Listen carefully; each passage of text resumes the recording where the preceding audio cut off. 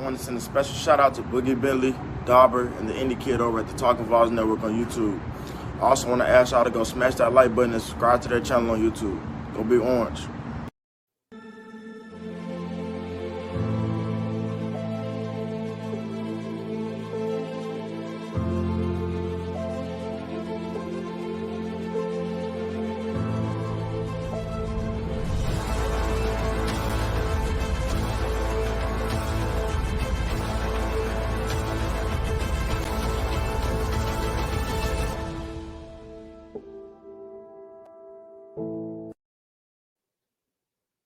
Welcome to the Talkin VAWLS Network. My name is Boogie Bentley, and it was announced yesterday Tennessee will take on the Purdue Boilermakers in the Music City Bowl on Thursday afternoon, December 30th, inside Nissan Stadium in Nashville, Tennessee. The Indie Kid dropped an instant reaction video to the news yesterday. Talked a little bit about that selection process, briefly about the matchup. I'm going to go a little bit more in depth, kind of drop more of a scouting report on Purdue. These two teams, Tennessee and Purdue, have only met once previously. That was in 1979 in the Blue Bonnet Bowl. Purdue won 27-22. But we're going to get into that scouting report. Before we do, go ahead and smash that thumbs up. Just click that like button just below the video. We would greatly appreciate it. Also, if you are new to the Talkin VAWLS Network, we're not experts. We're not insiders. We are fans just like you guys. If you enjoy the content here, go ahead and subscribe. Click that bell for notifications. Don't miss out on the live shows. Dauber and the Indie Kid will be going live tomorrow night. The Tennessee basketball team takes on Texas Tech at 7 p.m. They'll be live immediately after. And then our regular Wednesday night show, Talkin VAWLS live every Wednesday night, 7 p.m. Eastern time. Tune in for that. We'll be breaking down this bowl game. We'll be talking about the selection process, the playoffs. We'll be talking about recruiting, the transfer portal, all that good stuff. Make sure you guys tune in. But let's get into this scouting report. Something that's interesting here, when you pull up the betting odds, kind of just all over the place there. You can see Tennessee favored by a point. Tennessee is a 1-point underdog, 1.5, kind of back and forth all over the place. I think this thing, it's just going to come down. It is going to be a pick 'em. I think it could be an exciting football game.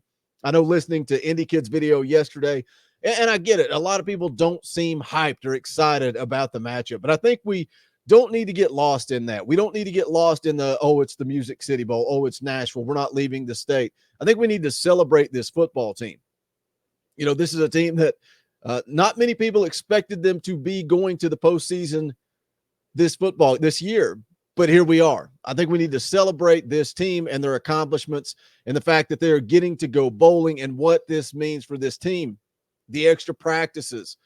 But let's talk about this Purdue football team. They did finish the season 8-4 overall, 6-3 in conference play. Got a couple of notable wins worth mentioning. They did beat Iowa 24-7 back on October 16th. At the time, Iowa was ranked number 2 in the country. And they finished in the top 20. Also had a big win over Michigan State, 40-29 back on November the 6th. And at that time, Michigan State was ranked 3rd, ended up finishing just outside the top 10. So two really big wins over teams ranked in the top 5 at that time. They do have a shot at their first 9-win season since 2003, unless Tennessee says something otherwise. Purdue coached by Jeff Brom, which is kind of funny when you go back to the disaster of a coaching search after Butch Jones was fired. You know, a lot of rumors that John Curry was really close to pulling the trigger on Jeff Brom. Curry ends up getting fired. Fulmer takes over as AD. Enter the Jeremy Pruitt era. The rest is history, and what a horrible time that was to be a Volunteer fan. I should probably just go ahead and plug it. Go back if you've not seen it. Go to the Talkin VAWLS playlist. Check out the Fall of the VAWLS series, kind of how Tennessee went from a national championship in 1998 to firing Jeremy Pruitt at the end of the Pruitt era. So I encourage you to go back and check that out. But let's jump back over to the Music City Bowl, get into it. Jeff Brom, 27-29 overall, 19-22 in the Big Ten in 5 seasons at Purdue. This will be his 3rd bowl appearance and his first since 2018. Offensively, Purdue, 27.5 points per game, which ranks 74th in the FBS. And it all starts, and you shouldn't be surprised with a Jeff Brom offense. It all starts with the passing attack. It all starts with their quarterback, Aiden O'Connell. Second team All Big Ten, ranks 14th nationally. in passing with 288.5 yards per game. On the season, he's completed 73.5% of his passes for almost 3,200 yards, 23 touchdowns, 8 interceptions. Purdue does rank 8th in the country with 340.2 passing yards per game. Kind of live and die on the arm of O'Connell. We go back and you look at their big wins. He threw for 375 yards in that win against Iowa. He had 536 yards through the air against Michigan State. But on the flip side of that, in their loss to Wisconsin, he threw 3 interceptions. So can Tennessee find a way to get pressure on Aiden O'Connell and force him to make mistakes? He's not a very mobile guy. I think they'll be able to keep him in the pocket, but Purdue also has an experienced offensive line. Starts with their center, Gus Hartwig, but they've also got a left tackle in Greg Long, right guard Tyler Witt. All 3 of these linemen were all Big Ten honorable mention. And another concern for us, for Tennessee, is Alontae Taylor, who opted to sit out and not participate in this bowl game. So Tennessee down one of their starting defensive backs. How does that play into this football game? I'm also curious to see how Tim Banks handles this Purdue team. Does he dial up pressure? Does he get fancy? Does he bring a lot of blitzes? Because Purdue is one-dimensional. They average 83 yards per game on the ground, less than 2.8 yards per carry. So does Tim Banks get creative? Does he bring pressure? Before we switch over to the Purdue defense, the guy that you have to mention, you have to talk about, that's wide receiver David Bell. He's the Big Ten wide receiver of the year, also a Biletnikoff Award finalist, one of the best wide receivers in the country, going to be getting paid to play on Sundays real soon. Led the Big Ten and ranks 4th in FBS in receiving yards at 116.9 per game. He's got 93 catches for 1,236 yards and 6 touchdowns.